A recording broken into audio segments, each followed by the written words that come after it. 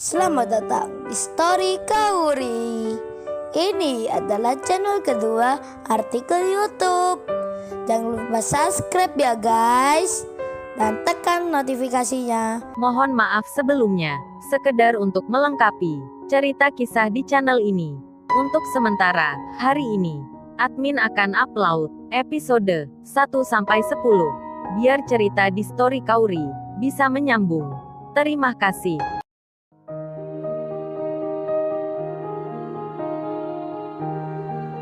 Kisah pemuda kaya, anak dari bos besar, pemilik 73 perusahaan, yang menjadi cleaning service. Episode ke-8. Pagi itu, setelah turun dari angkutan umum, Kenshin, yang berjalan menuju ke tempat kerjanya, dari arah belakang, beberapa mobil mulai berdatangan, berjalan pelan melewatinya. Semua itu tak lain adalah mobil karyawan yang bekerja di perusahaan tersebut. Mereka tidak tahu bahwasanya pemuda bertopi yang membawa tas dan berada di samping jalan itu adalah Kenshin. Praktis, di pagi itu, hanya Kauri yang melihat sosok Kenshin turun dari angkutan umum. 10 menit kemudian, sampailah ia di pintu gerbang utama. Terlihat banyak sekali karyawan yang akan memulai aktivitasnya. Seperti biasa, ia masuk pintu itu. Kenshin menjadi lega. Ternyata, kondisinya masih tetap sama. Tak ada perhatian khusus, ataupun hal yang berlebihan, yang tertuju ke dirinya. Hal itu, nampak terlihat dari security, yang bersikap seperti biasa. Lain Kenshin, lain pula Kauri, dan para staf. Di kantor mewah admin 2, ruangan yang dihuni Kauri, anak dari perusahaan di tempat ini. Kasat kusut, mereka masih membicarakan Kenshin, terutama Kauri, di ruangan yang serba nyaman. Ia merasa seakan tak enak duduk, tak enak berdiri. Begitupun dengan teman-temannya, mereka masih bimbang, membayangkan jika Kenshin mendatangi tempat ini, apa yang harus kita lakukan? Mereka bertanya sendiri, terutama Kauri, yang barusan melihat Kenshin di depan.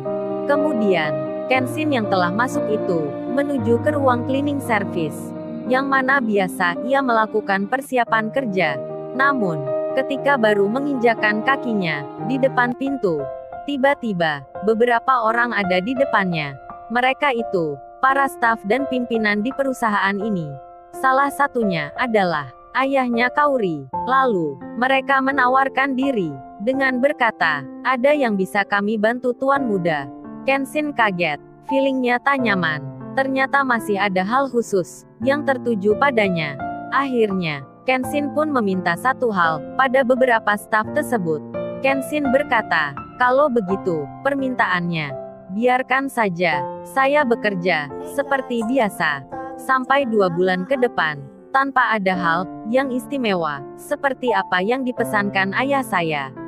Mendapat permintaan itu, mereka pun menjadi faham. Lalu, oleh admin pusat di perusahaan tersebut, dikirimlah pesan melalui WhatsApp dengan sandi khusus, dibagikan ke semua karyawan yang mengetahui perihal Kenshin agar bersikap biasa seperti sebelumnya. Setelah itu, Kenshin pun masuk ke lobi ruangan. Kemudian, dilihatlah jadwal piket di mana ia kerja hari ini. Ternyata, pagi itu ada di kantor admin 2 yang harus ia bersihkan dan mempersiapkan minuman. Kenshin pun bergegas berjalan, membawa peralatan yang biasa ia lakukan. Tak lupa sebelum itu, ia membuat teh dan kopi. Namun, baru saja ia sadar, jikalau tempat itu, tempat kantornya Kauri. Benaknya bertanya, "Semoga seperti biasa, jika salah, saya dimarahi." Kenshin mengingat, Kauri pernah meledek dirinya saat mengirim kopi beberapa waktu lalu. Namun, ia menikmati hal tersebut, dan di waktu ini, saat akan mengantar minuman lagi, Kenshin rada menjadi heran, karena dari kejauhan, di ruangan yang ditempati Kauri itu, terlihat sepertinya sudah ada aktivitas. Padahal biasanya, masih sepi tak ada orang. Kenshin pun melanjutkan. Sementara, dari dalam kantor sendiri, salah satu orang berkata, Eits, teman-teman, lihat itu. Gawat-gawat nih, ada Kenshin yang menuju ke sini." Mereka semua lalu melihat dari balik kaca, termasuk Kaori, yang kasak-kusuk bingung sendiri. Kemudian, Kenshin sudah mendekat. Saat akan masuk pintu, dirinya berucap, "Permisi, Assalamualaikum, selamat pagi." Padahal, hal tersebut sangat jarang diucapkan, karena biasanya tak ada orang di dalamnya. Akhirnya, Kenshin pun masuk untuk menaruh minuman, teh dan kopi di meja masing-masing. Dikarenakan baru saja para pegawai mendapat pesan berantai dari admin pusat, para staf karyawan yang ada di ruang itu harus bisa menguasai diri dengan bersikap biasa pada Kenshin. Sebagian besar mereka duduk dengan sopan, tersenyum sambil memandang wajah Kenshin, lalu berucap, "Terima kasih ya, Mas." Namun, suasana yang terlihat nampak berbeda pada Kaori. Saat Kenshin menghampiri dirinya, Kaori menjadi bingung sendiri, berdiri berjalan ke samping.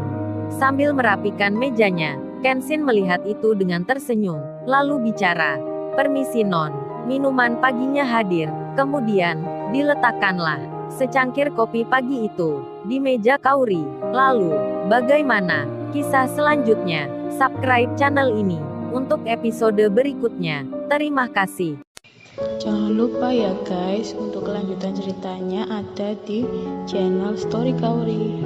Jangan lupa subscribe ya guys, dan tekan notifikasinya.